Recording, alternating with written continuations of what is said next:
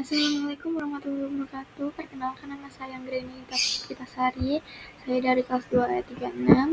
Di sini saya ingin mempresentasikan mengenai publikasi OJK, dan saya mengambil satu contoh dari publikasi OJK, yaitu mengenai lembaga sertifikasi profesi yang terdaftar di OJK. Langsung saja, yang pertama, apa sih OJK itu? Jadi OJK adalah singkatan Otoritas Jasa Keuangan, yaitu lembaga negara yang independen yang mempunyai fungsi, tugas, dan wewenang pengaturan, pengawasan, pemeriksaan, dan penyidikan. OJK didirikan berdasarkan Undang-Undang Nomor 21 Tahun 2011 dan mulai beroperasi secara penuh pada 1 Januari 2013. Lalu, apa sih LSP itu?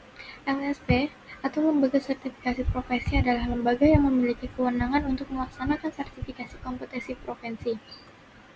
Dibentuk untuk memastikan tenaga kerja di sektor jasa keuangan memiliki standar kompetensi yang diakui. LSP harus terlisensi oleh Badan Nasional Sertifikasi Profesi dan terdaftar di OJK. Lalu, apa saja sih dasar hukum yang mengatur LSP di OJK ini? Yang pertama itu ada Undang-Undang Nomor 21 Tahun 2011 tentang Otoritas Jasa Keuangan. Yang kedua, ada POJK Nomor 13 POJK 03 2017 tentang penggunaan tenaga kerja bersertifikat di sektor jasa keuangan. Lalu yang ketiga ada POJK Nomor 3 Tahun 2025 tentang penata laksanaan lembaga sertifikasi profesi di sektor jasa keuangan. Lalu yang keempat ada Surat Edaran OJK yang terkait implementasi sertifikasi profesi. Lalu selanjutnya ada peran dan tujuan. Pertama itu untuk peran OJK dalam sertifikasi profesi sendiri, yaitu untuk menyusun kebijakan dan regulasi, lalu untuk mendorong industri untuk menggunakan tenaga kerja bersertifikat, lalu untuk melakukan pengawasan terhadap LSP dan pelaksanaannya, serta untuk mengkoordinasi dengan BNSP, asosiasi, dan LSP. Lalu, apa sih tujuan lembaga sertifikasi profesi ini? Yaitu yang pertama untuk menjamin kualitas tenaga profesional di sektor jasa keuangan, yang kedua untuk meningkatkan daya saing dan profesionalisme, lalu yang ketiga untuk mendukung integritas dan stabilitas sistem keuangan, lalu yang keempat untuk memberikan pengakuan atas kompetensi yang dimiliki oleh tenaga kerja. Selanjutnya itu apa sih manfaat LSP terdaftar di OJK ini? Yang pertama itu ada manfaat bagi perusahaan atau institusi jasa keuangan,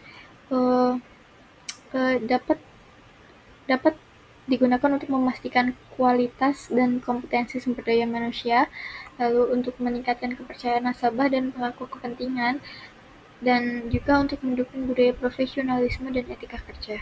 Lalu manfaat bagi individu atau tenaga profesional yaitu untuk pengakuan resmi, dapat pengakuan resmi atas keahlian, lalu peluang karir lebih luas, dan meningkatkan kredibilitas di mata pemberi kerja. Selanjutnya itu ada kriteria dan prosedur. Untuk kriteria LPC di OJK ini, yaitu yang pertama telah memperoleh lisensi dari BNSP, yang kedua itu setelah melaksanakan sertifikasi sesuai skema komputerisasi yang disetujui, memiliki struktur organisasi, SDM, dan sistem manajemen mutu yang memadai, dan melapor dan bekerja sama dengan OJK sesuai ketentuan yang berlaku. Lalu, bagaimana prosedur mengikuti LSP ini? Yang pertama, Anda dapat memilih LSP sesuai bidang profesi, lalu registrasi peserta. Setelah itu, uji kompetensi berupa tertulis, lisan, atau praktik. Lalu, penilaian asesor. Setelah itu, menunggu keputusan sertifikasi. Lalu, jika dinyatakan kompeten, Anda dapat menunggu penerbitan sertifikasi kompetensi. Berikut ini daftar-daftar lembaga sertifikasi profesi yang sudah terdaftar di OJK.